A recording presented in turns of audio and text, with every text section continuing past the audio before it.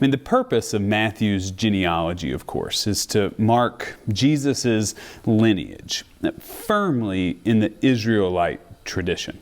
This soon-to-be-born King of Kings, he isn't an alien brought in to disrupt the human narrative.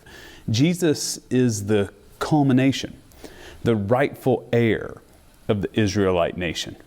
His ancestors are Abraham, Isaac, and Jacob, Boaz, Jesse, kings, David, and Solomon, the patriarchs of a grand tradition, the great pillars of our faith, which stands to reason that this baby will be a pillar of faith for future generations. And Matthew knows what he's doing. He's opening his gospel by setting the stage that this baby being born matters. He comes with a tradition, and it's the fulfillment and it's the hope for future of God's chosen people. It's important to note that this is not the only genealogy in the Bible. The Old Testament is full of them. The family unit mattered so much to the ancient Hebraic circles that when you're named, you were named as the son of your father, who was the son of his father, and so on. So the use of a genealogy here in Matthew 1 isn't what makes this moment important. It's the names that get brought in. And when you drill down into these names, something emerges that's just not quite right. We get the names of 5 women. Why? Genealogies, 99% of the time, were named through their father's family. Women were subjugated to a lesser role in history and in life. Rarely, and I mean rarely, do they ever get named. Why this is a Bible study for another day. But just knowing this detail matters, because in the list of the 39 generations in Matthew 1, 5 women are named. That's a lot. Well, it's not a lot, but considering the circumstances and the culture that it was written in, it is a lot. It's so blatantly obvious. The listeners and readers of Matthew would have seen this detail immediately. Why are these names here? Who are these women? And what significance do they hold being propped up next to people like Abraham, Isaac, and David? Let's get into these stories a little more. I want you to see and hear more about these women. The 5 are Tamar, Rahab, Ruth, the wife of Uriah, which is Bathsheba, and Mary. Let's start with Tamar. She's introduced in Genesis 38. It's not a story for kids. She was chosen to be the wife of Judah's oldest son, who was to bear a son. Didn't live, so Judah told his next oldest, Onan, to perform his brother-in-law duties and impregnate Tamar. Well, he didn't before he died. There was another younger son, Shelah, who would have filled this role of husband for Tamar, but he wasn't old enough yet, so Tamar came to live with her in-laws, Judah and his wife, until the youngest son grew up. There's so much here that we're skipping over. The story is really bizarre. It's messed up from top to bottom, and it even gets worse. Judah's wife ends up dying, and then Judah heads out of town to see a sheep shearer. Along the way, he meets a prostitute, and one thing leads to another. But as it turns out, this prostitute wasn't a stranger. It was Tamar. And she conceived twins from her father-in-law Judah. Now he tries to have her killed, but she outsmarts him and ends up living and raising her twin boys. Genesis 38 is a story of incest. It didn't have to be mentioned in Jesus' genealogy. So why was it? Hold that thought. Now Rahab. She's very much the town prostitute. The story is in Joshua 2. As the story goes, Joshua sends 2 spies into Jericho to scope out the situation. The spies come to the city. They meet a prostitute named Rahab. They stay the night with her. The king of Jericho learns of this, sends troops to arrest, if not kill, these 2 spies.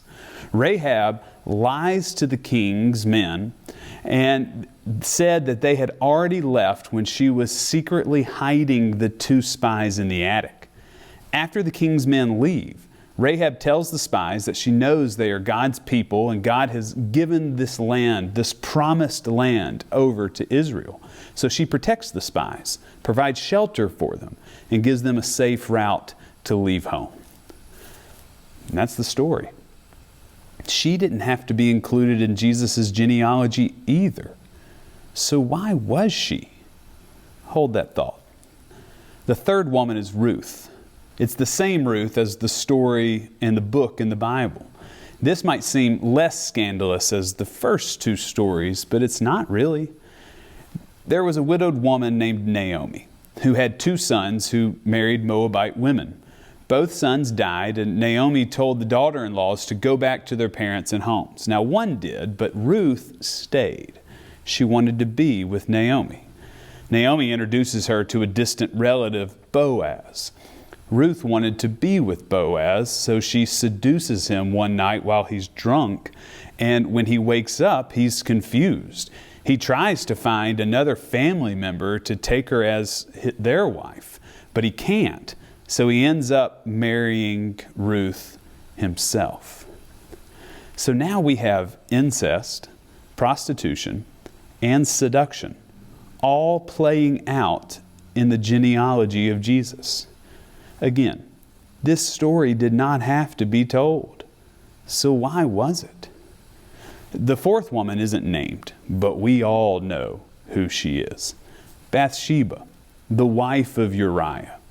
Uriah is the army general, the right-hand man to King David. One day, David sees his wife taking a bath on a roof. He then pursues her, commits adultery, feels bad about it, demands Uriah go to the front of the line in battle to secure his death so then David could marry his best friend's widow.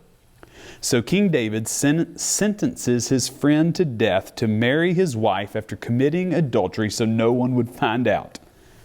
And this is the mother of Solomon.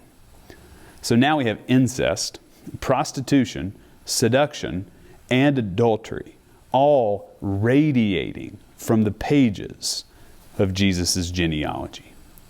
Why? Why include these narratives into the lineage of Jesus? Now, there's a lot of speculation among scholars as to why, and you should think deeply about this yourself. But what if, even right here from the beginning of the gospel, what if the Spirit of God is showing us that Jesus isn't going to be the kind of king that's like other kings? You know, the King David kind of kings, that army man, the take no prisoners kind of king. Sure, Jesus is the culmination of these pillars of faith, but what if he's here to expand the definition of king? I mean, that's what he does, right? The kingdom he brings to earth isn't what we think. He brings a heavenly kingdom of love and inclusion, not hate or division. He comes as a king, but not to rule as an earthly king, but as a heavenly one. And he represents not just the orderly, chosen, cookie-cutter, privileged, elite kind of people. He represents those on the margins. Blessed are the poor, the outcasts, the disenfranchised, the lowly, the weak. Jesus is always standing with those on the margins. Always. He never represents the powerful or the privileged. He always ushers in space for the powerless and the underprivileged.